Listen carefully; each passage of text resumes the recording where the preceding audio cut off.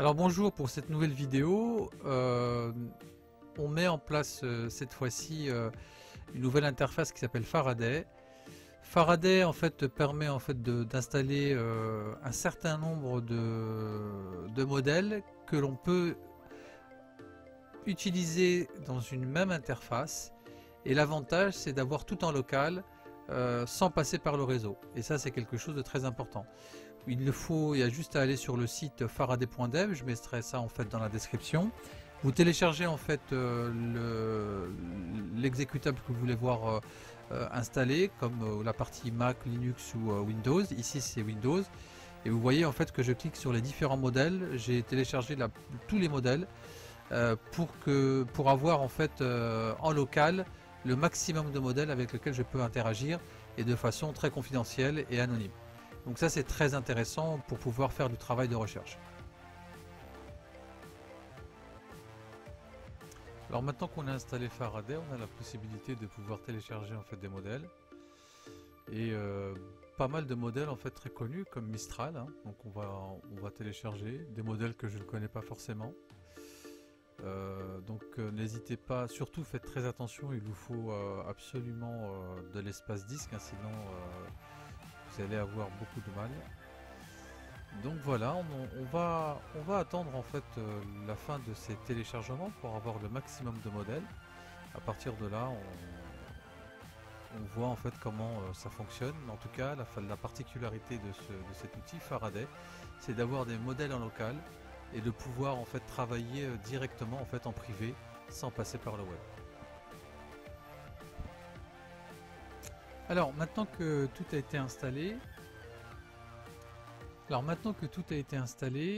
alors ce qui est intéressant, c'est maintenant voir en fait tous les modèles que j'ai pu en fait télécharger, des modèles différents et de les avoir en local. Quand on a fait en fait ce premier travail, alors ce qu'il faut faire, c'est d'abord créer un caractère qui permet en fait d'interagir avec le modèle avec lequel on souhaite travailler. Donc on peut choisir tous les modèles qu'on a téléchargés.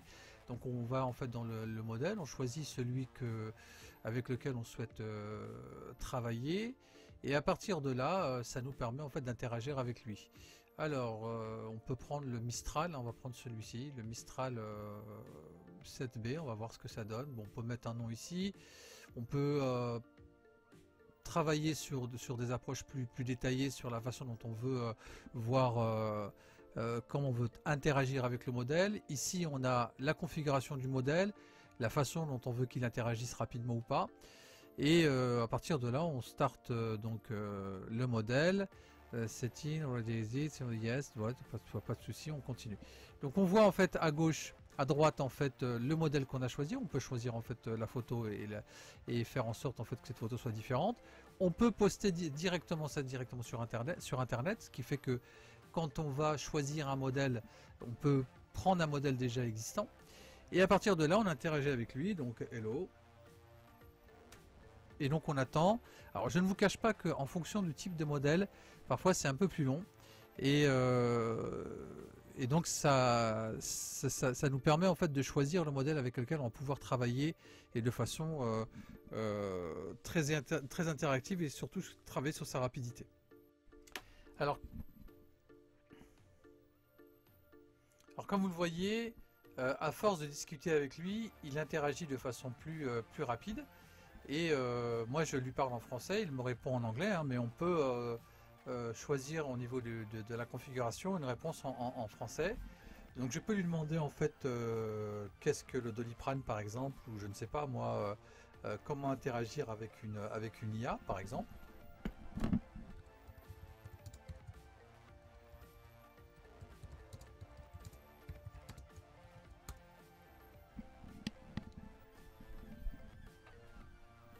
Et donc vous voyez en fait que sa réponse devient de plus en plus rapide. La première fois en fait c'est un peu plus long, et ensuite au fur et à mesure qu'on avance en fait ça devient de plus en plus rapide. Alors c'est très intéressant en fait, cette application Faraday est très intéressante parce qu'elle permet en fait d'avoir un maximum de modèles avec lesquels on peut travailler de façon très confidentielle sans passer par le réseau. Et c'est comme si on avait un chat GPT gratuit, et ce qui nous permet de travailler sereinement sans avoir en fait à avoir ses données peut-être piratées aussi sur le réseau. Donc pour terminer, vous pouvez donc retrouver l'application sur le site faraday.dev avec la partie macOS, macOS Intel ou la partie Windows. Et à partir de là, ça vous permet en fait de comprendre comment fonctionne Faraday. Donc pas de configuration particulière, on a ses propres data dans un cadre totalement privé et surtout en dehors du réseau. Et j'ai presque envie de dire la meilleure des choses qui puissent exister. Donc n'hésitez pas à télécharger en fait cette application, elle est extraordinaire si on veut faire en fait beaucoup de tests et même travailler en fait offline. À très bientôt.